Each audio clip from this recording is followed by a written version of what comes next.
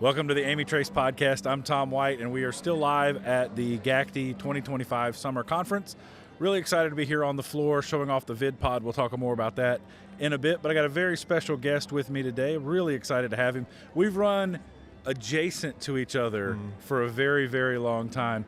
So tell everybody who you are, what you do, and why we've run adjacent to each other. Sure. My name is David Hazinski. I'm old and ugly and don't have any hair, and that also means I'm a professor emeritus at the University of Georgia Journalism School.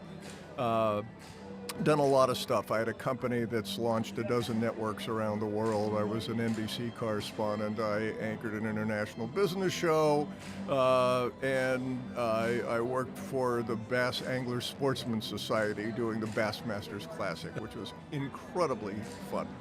And last night at dinner, you and I talked at length about things that teachers experience in the classroom, and one of the things that you talked about was just what do kids need to know? In your opinion, what do you think is the most important thing that a high school video teacher, journalism teacher can teach their students to prepare them for the next level? I don't think it's technical. I think kids already know. They don't know the nuances of any of this stuff, but they get the workflow. They're the children of television, the children of streaming. They know exactly that. But what they don't know is what's a story and how to tell it. Trying to focus on what they, not just being on camera, but what to say on camera, what to show on camera, what do you want people to remember, what do you want them to get. Some of the most effective stuff I've seen they could do, which was, I remember watching a Russian girl, and she had said, this is what Russian students eat at lunch. Well, I thought that was completely, totally fascinating because I had no idea how their classes are set up. I don't understand. I'm old, and I don't understand young people or how they think. If they can explain how they look at music, if they look at their relationships with their parents, with the schools, there's an awful lot of stories that they don't know are stories. That can help people understand their generation, that can give them a watermark in life to get them started. And of course, always the place to start with that is always what interests you. What do you think is really neat? Often it's sports because that's what they know. But since everybody does that, they're not going to create a viral video podcast on sports unless they find some angle of it that's particularly cool, that's particularly different, that's differentiated product. When we used to launch television networks, we had a very simple mantra, and you'd be stunned how many people spent millions and millions of dollars without thinking about it. What's the product? What does it look like? How is it new? How is it different? How is it more interesting than everything else that's out there? You answer those three questions, you'll be successful. Here's the other weird thing. I learned this from being not just a network correspondent, but I was a local television reporter for 10 years, which I liked a lot better than being a network correspondent, by the way. But every time I would look at something, I would say, geez, where did that come from? I've never seen that before. I wonder what that's like. And I would find out when I started looking at that, with that curiosity, that there were another 127,000 people who were already engaged in model airplane flying or whatever it was.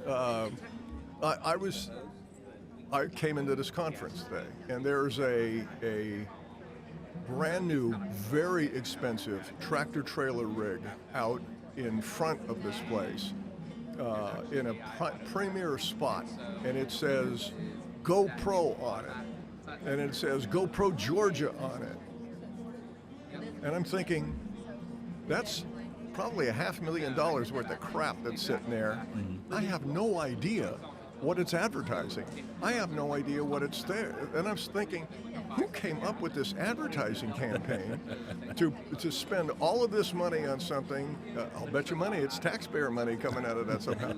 And so that's a story. So if you look into that, no matter what the answer is going to be, well, it turns out this was completely, I did not know a thing about this. This was an obvious thing, blah, blah, blah. It's still something that people don't know. So you have these examples in life where you walk through them and you think they're obvious. I'll give you another one. I parked at a meter out here. One of the producers that worked for me, an executive producer worked for me for years, would listen to people bitch about parking.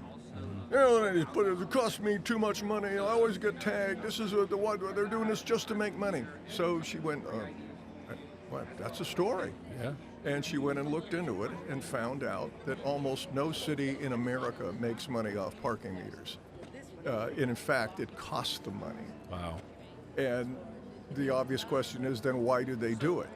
Well, if you're in Athens, Georgia, which has a vibrant downtown with shops and a lot of restaurants and bars, if you didn't do that, the bartenders and the salespeople, they would be parked there all day and no customers would ever get near those stores.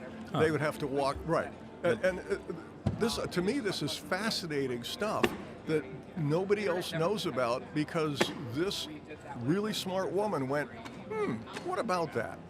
Well, these are the stories that these kids can tell, and they keep thinking they have to be big stories. They could be little bitty stories just explaining something about their life.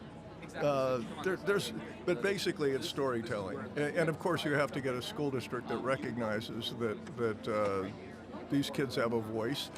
People would like to hear about them, and they're not going to say anything dramatic, because the other part of being young is trying to find some way to get everybody else angry. Yeah, absolutely. That was a mantra for me in the classroom was, Well, I don't all care of what us. you do, I don't want to go to a meeting. Let's get right up to the edge of the meeting and let's live there. Yep. So one of the things that you know, I hear you say it, and I see it a lot. I mean, I have an 18-year-old and a 16-year-old, is curiosity. And I don't know how, I think that's where we fall off. And I think it for us when we wanted to learn something, it was a commitment. Like if you wanted to learn something, you might have to go to the library, and you would have to figure out the cards and the Dewey Decimal System and all that. And now kids can just go, I want to know about this.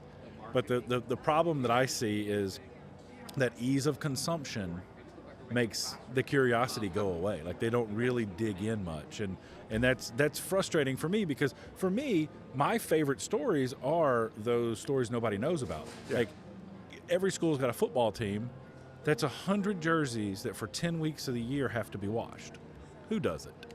I think that's a great story. And that comes truly from, I asked that question at Morgan County when I was there, and come to find out it was the special needs class. But it was a part of what they That's do. even better. But my students never, like and that was something that I always tried to get them, and I try to do this with my personal children, is be curious and try to figure out, and you know, why do things work this way? What are the things that happen that you never think about? How do those happen? If you can even talk to a 16-year-old and an 18-year-old, you're doing good.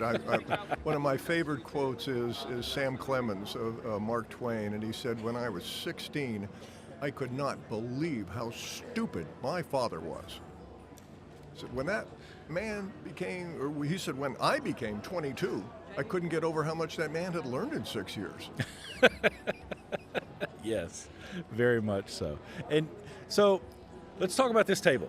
Okay. We told you a little bit about it last night at dinner. You walked in, you sat down. What are your initial thoughts? I mean, your reputation precedes you. I see you as an expert. What are your